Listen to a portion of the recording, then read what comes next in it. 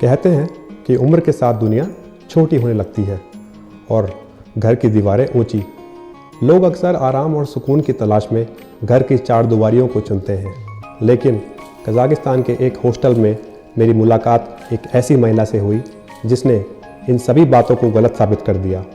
वो लंदन से हैं, अकेले सफ़र कर रही हैं और उनकी आंखों में दशकों की कहानियाँ बसी हैं। जब सोलो ट्रैवल करते हुए घबराहट होती है या आगे बढ़ने की हिम्मत टूटने लगती है, तब उन्होंने मुझे याद दिलाया कि एडवेंचर की कोई एक्सपायरी डेट नहीं, असली सुकून घर में नहीं बल्कि इस अनजान दुनिया को देखने में है। तो दोस्तों नमस्कार, सभी का स्वागत करता हूं एक और नए वीडियो में। तो जी, मैं आप लोगों ने देखा मेरी फेसबुक स्टोरी में, आप लोगों को मालूम पड़ चुका होगा कि मैं शिमकंद कजाकिस्तान पहुंच चुका हूं और अभी मैं इस वक्त इस हॉस्टल में बैठा हूं और मेरे साथ हैं लंदन से आई हुई एक महिला और she is also travelling solo. So we are gonna talk and like we're gonna ask her about her experience while like traveling solo here at this age, because हम इस उम्र में भी ट्रैवल कर रही हैं, तो ये बहुत ही हम जैसे युवाओं के लिए, जो हम लोग घर पे पड़े रहते हैं, बैठे रहते हैं, हम लोगों के लिए एक इंस्पिरेशन से कम नहीं है इनको देख के। तो welcome madam, welcome to you. Okay, so what do you want to know? Actually I want to know that what keeps you motivated at this age of yours to traveling solo? Oh, Because firstly tell me about like where did you came from and okay. yeah. I come from London, England, Okay. but I travel as an Irish woman because my mother was Irish. And so I have a right to an Irish passport. Okay. And I am retired. So the main problem for retired people is boredom. Right. Yeah? So I don't want to sit in front of the television, and I do some little volunteer jobs in England, but nothing very serious. And so travel is a joy anyway. I've traveled all my life. Wow. As That's much nice. as I could. When my mother was alive and elderly, I travelled less. I would just go for 6 weeks or a month in winter. And then in summer I would take her on my boat because I live on a boat. Wow. And so we would cruise in England. And apart from that, I've always tried to be abroad as much as possible. So at what age you have started traveling and what was your like first destination When I out was of your home? 18, Wow. When you was I 18. lied to my parents. I told them I was going on holiday with 2 friends. And instead, I took myself down. I was planning to stay in the south of France. Oh. But in those days, there was a very limited amount of money you could take out of England. And when I got to the south of France, it was very expensive. But somebody told me that Spain was cheaper. Right. And so I hitchhiked down Spain with many misunderstandings because I was a London girl in a London miniskirt. And many Spanish men thought this meant something it did not mean. So it was very good for me because it gave me a lot of confidence, because so many men I fought off, you know.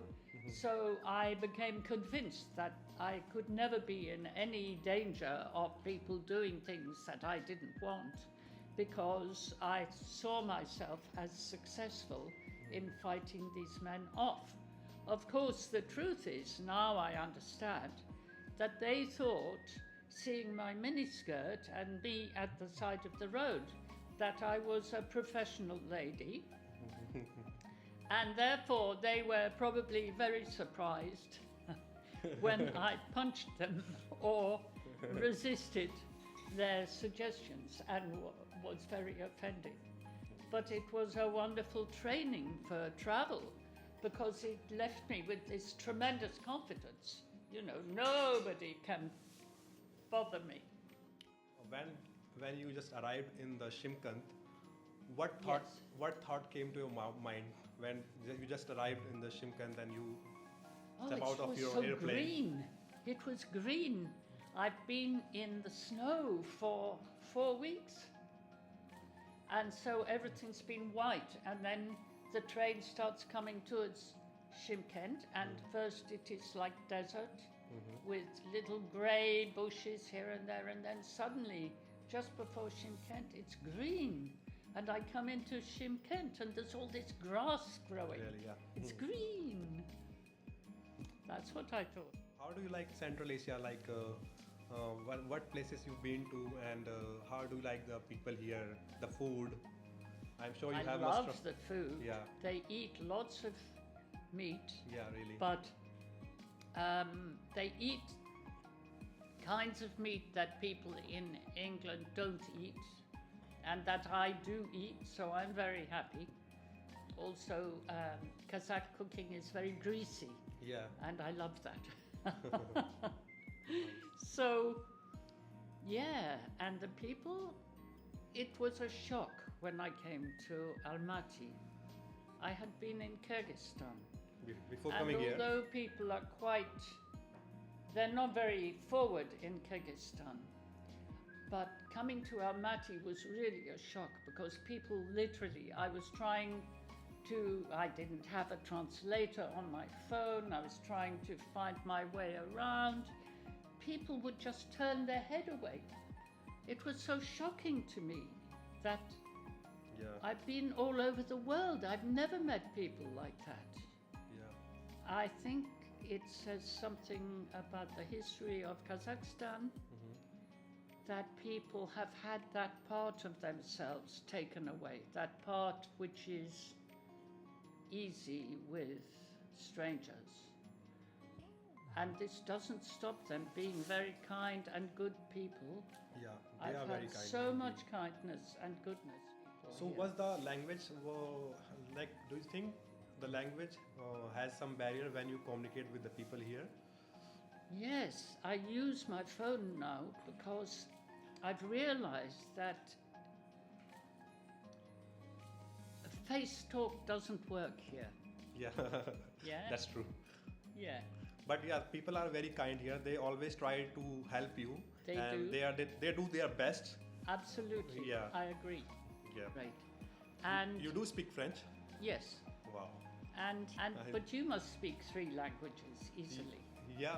Not, All Indians speak at least Yeah, 3 2 languages. They I can can't speak a bit of Russian as well, and in this part of world, I'm trying to practice my Russian as much as I can.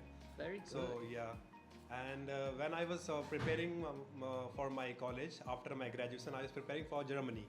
So that time I started learning German. Yes. So like I can like speak few phrases in German, like how to introduce yourself, how to ask for directions, restaurants and toilets. So yeah, Very good. as of now, I think I can speak like 5 languages maybe. Very good. Yeah. You also told me yesterday that you've been to India, and she's Yes. been to Uttarakhand as well. She know a lot of Yes. places in my like our hometown Uttarakhand. She Yes. been to she was telling me that she been to Yamunotri Yes. and Gangotri. Yamunotri and Gangotri in the snow. Snow, yeah. So I love snow. Snow is so wonderful. And Yamunotri was wonderful. It was winter, there were no strangers there. It was just me and the village. It was lovely, lovely. Yeah. And then I went up towards Gangotri and found a little place where they had rooms, and some other foreigners there were going to Gangotri. So they took me with them, and that was beautiful too. But Yamunotri was wonderful. So in India, so far, what's been the best memory you have from India? Ooh, that's a difficult one. I think you must have been to a lot of places in India. I've been to a few. Have you been to South? Yes, mostly the south. But for example, Badami is very wonderful. To call it a country is silly because it's really a subcontinent, Right.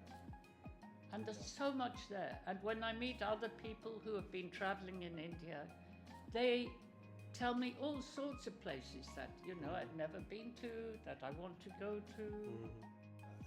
As far as traveling to India for foreigners, there is only one thing. There is nothing in between. Like either they loved it or either they Yes. hate it. Yes, So that there is nothing true. in between, I think. That's true. Yeah. Yeah. Yeah. The place where I came from, the Uttarakhand, Yes. the Himalayan region, I think the air quality is still good Yes. there as compared to the cities Yes, in it India. is so Yeah. far. So I think we are blessed to have like our home in Uttarakhand. Yes. And you must have seen that it's a very spiritual place.